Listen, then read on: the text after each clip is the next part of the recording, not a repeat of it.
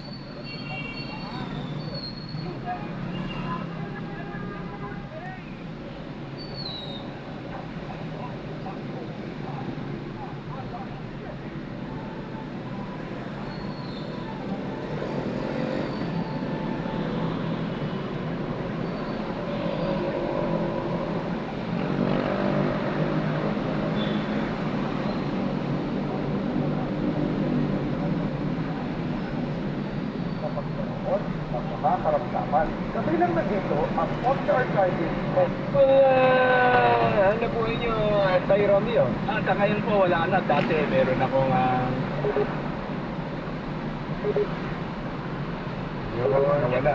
nawala audio. Oo. Naku, Napuputol yung audio ni tatay eh. Parang may Yan. Idol, good morning, Idol. Dalawa, paborito ko ngayon.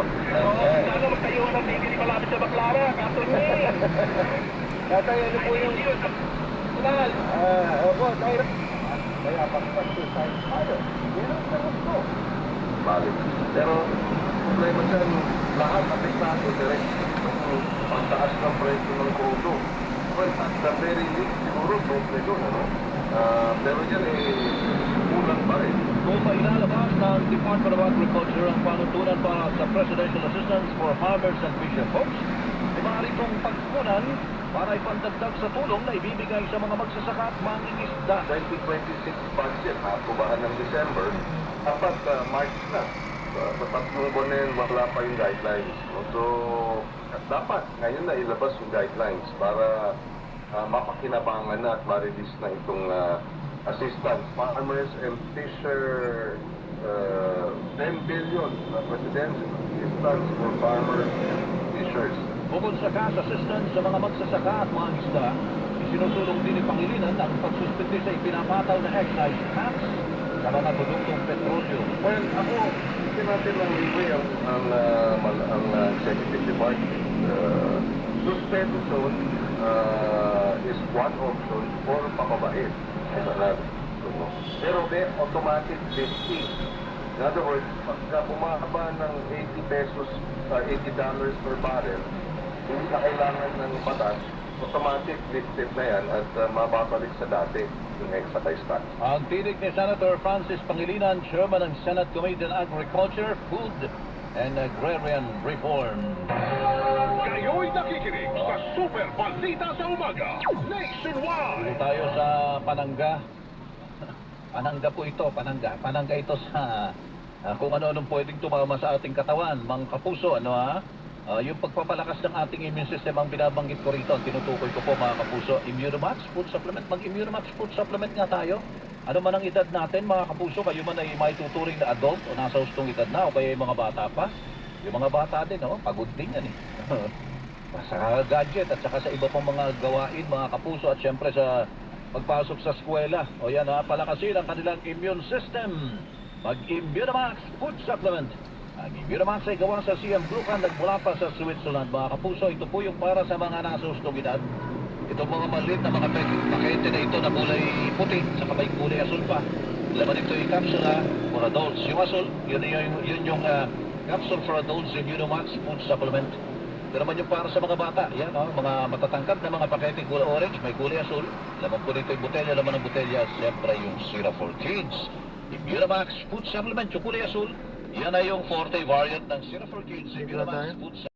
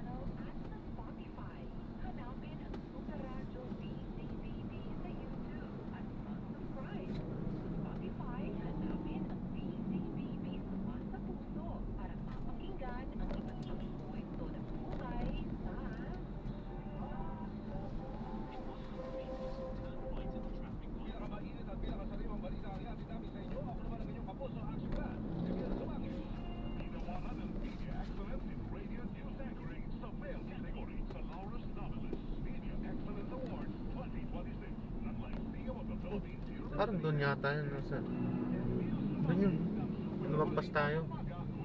Pwedeng lakaran yun lang. Hindi na tayo makakabalik. Sige, thank you ha. Okay, sige, thank you, God bless.